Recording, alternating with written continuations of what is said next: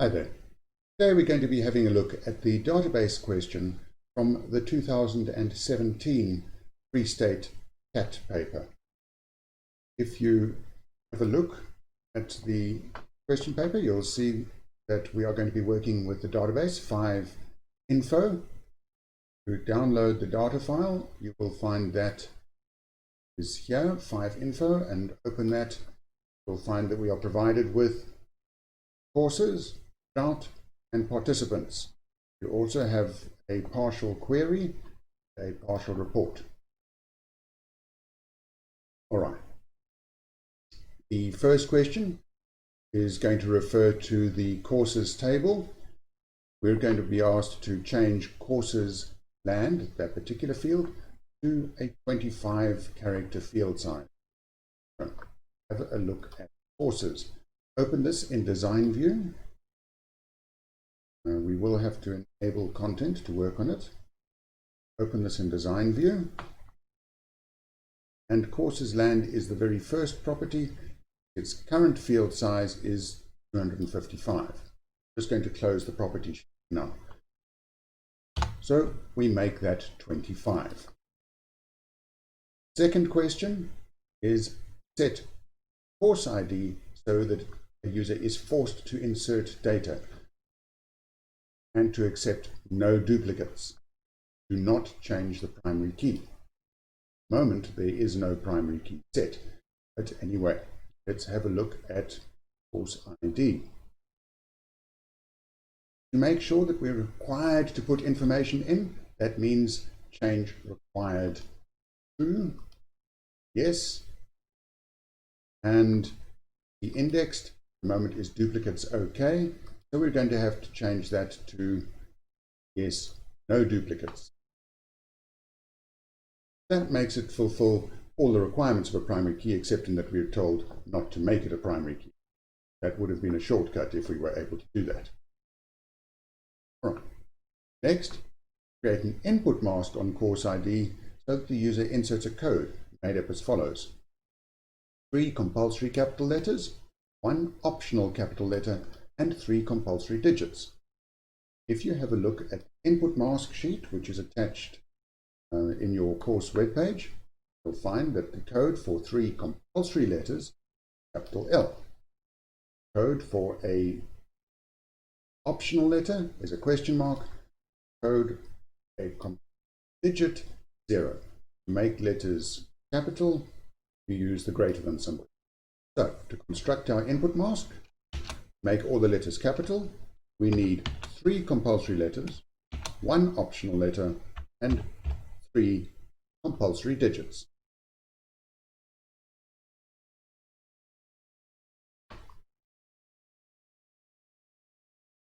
Change the format of the cost field to currency. If you have a look at the cost field, you'll find at the moment its type is short text, so you're going to change that to currency. And under the format option, you have the option to choose that it is going to be Rand, currency shown in Rand.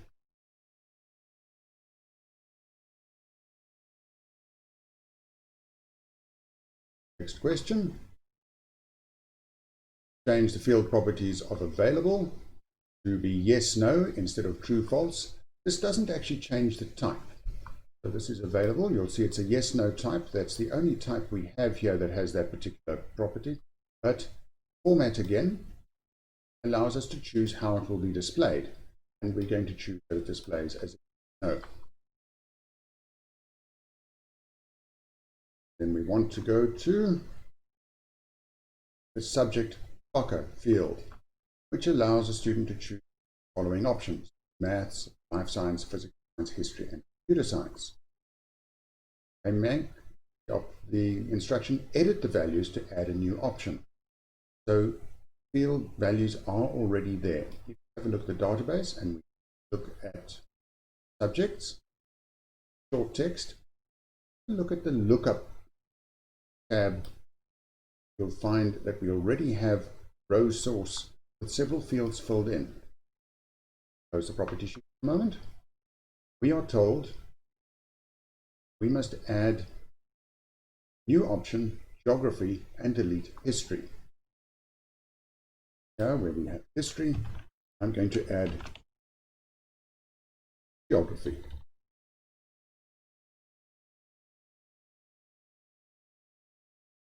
Have a look at the database table. Yes, we must save it. And yes, even though we changed the text size for country land, we do want to do this. And this is about the input mask. Yes, we are going to apply those rules. Now find under subjects, we have maths, life science, physical science, geography, and computer science. This brings us to the end of the table manipulation section. We're now going to be having a look at the queries.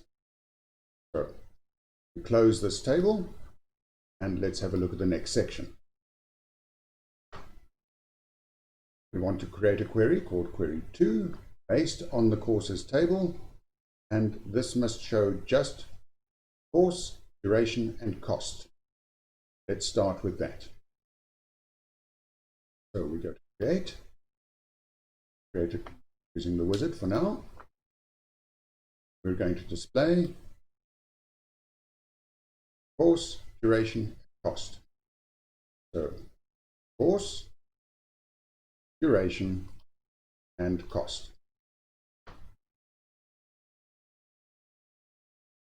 Next step, I'm going to modify the table because we must add a few little details. One detail we're going to have to do, calculated field which calculates the VAT. VAT is calculated 15%. So we can use the builder for it, top menu, or you can type this directly. In the last exercise, I used the builder. This time, we're going to type it directly.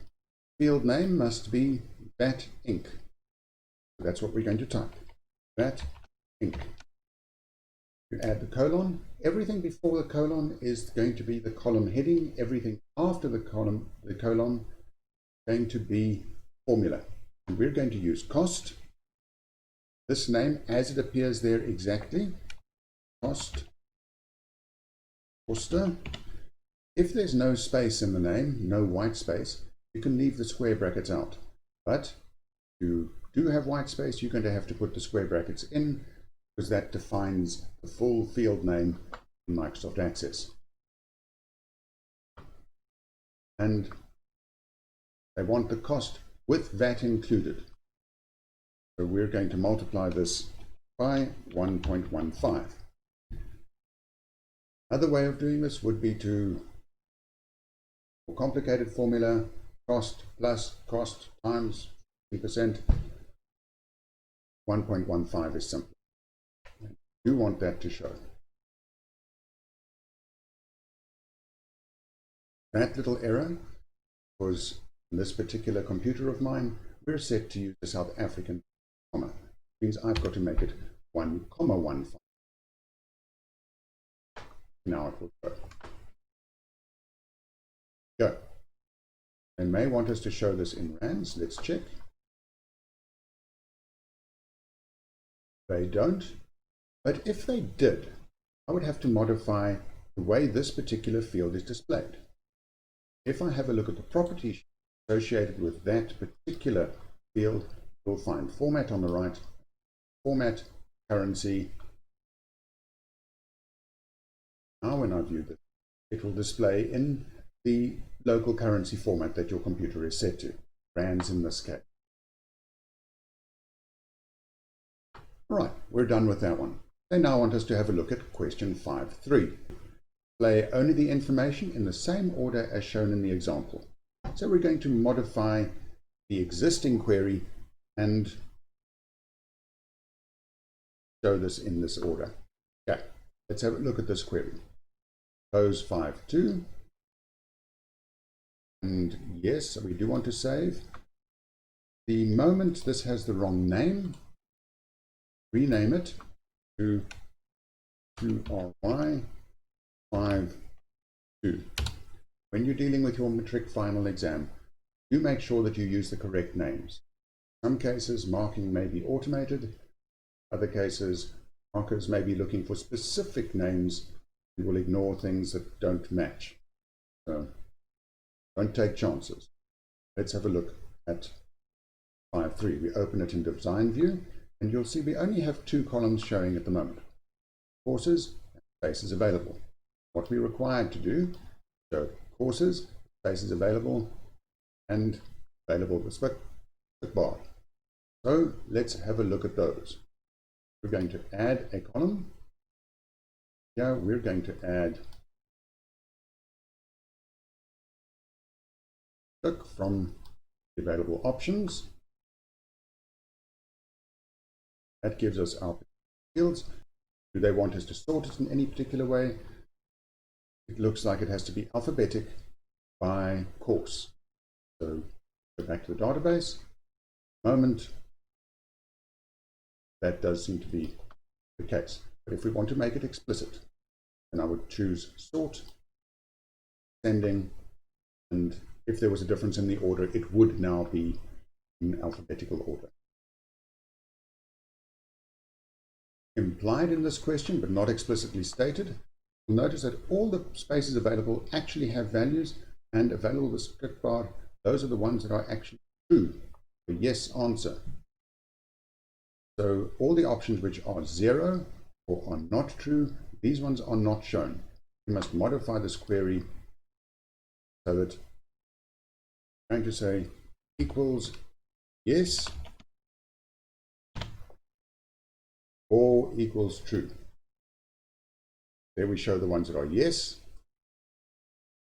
equals true, could also work. There we go. So you have either option. And that's the end of that query. Save your changes. Next question. Query 5. We're now moving on to work with a form. Create a form based on the course table. Display only country, university, and available fields. Then we're going to change the content of the label of the form, form header to courses, and insert a date form. This is a fairly simple exercise this time.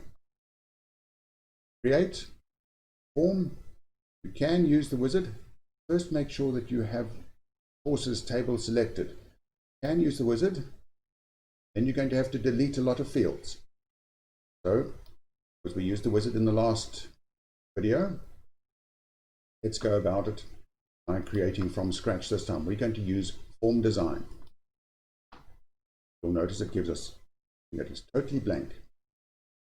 The very top of this would be the header, but there's nothing there yet. We're going to have to insert one. So we go along in our design menu to title, and we're going to give it the title courses.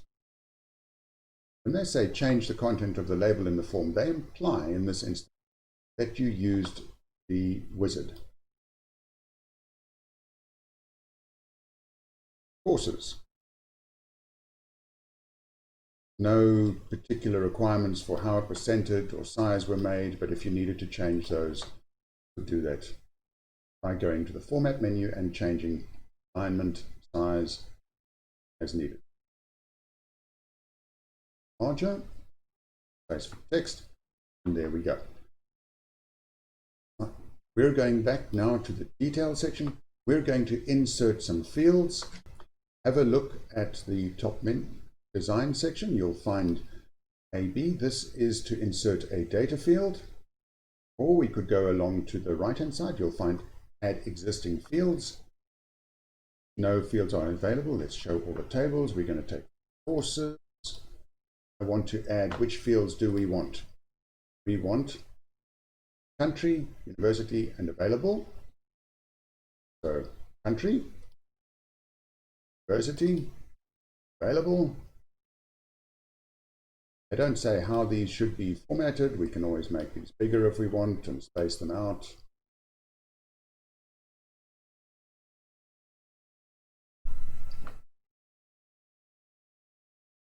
But they do want a date and time.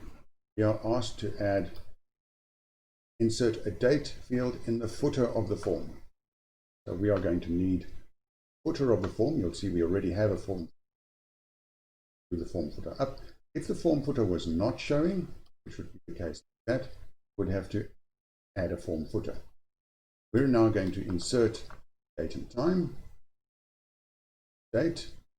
Don't want the time, we just want the date. Just the date. So I'm going to exclude time. Okay. And while nothing visible happened, you'll notice that this got placed automatically in the header. Not an enormous issue. Cut, paste where you want it, and here is our completed form.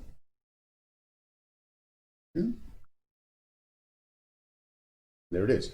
Courses, the first country, university, available, date. We're going to save yes, and we must remember to get the name right, FRM54.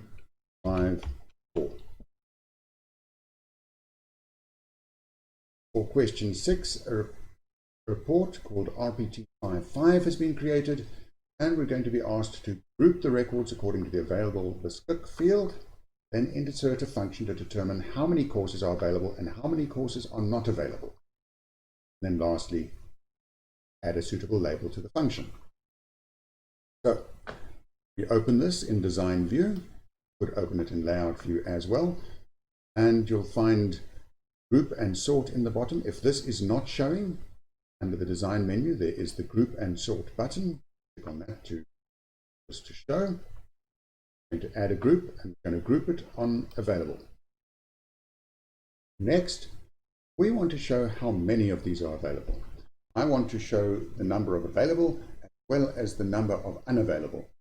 So we're going to show this in the group footer because that will provide a total for each section. Have a look at the group line, you'll find more, and we are now going to choose the total. We're going to group it on available, not count values. If we count values, then all the false values are going to be added together and we're going to end up with a sum that adds up to 0. We need to count the number of records. We're going to count records. We're going to show this subtotal in the footer. There we go. There's accidentally ticked bland as well, so I'm going to get 2 counts. 1, but we'll go with it for now. So here we have the count of the number of records that were ticked that are yes values, and over here we have a count of number of records that are false values. Is that taken care of? You'll notice at the moment there's no label next to this. We need to fix that in our design.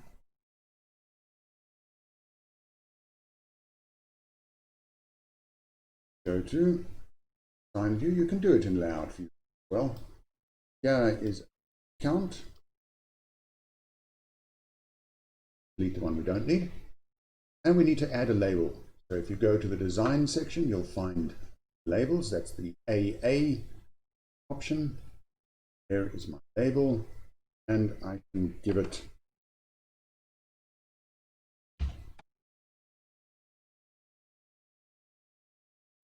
a suitable label. You will sometimes be told what you have to type, sometimes you won't. The exercise is seeing as if you can add a label. So here we go, and there it is. Total is 8 and total 5.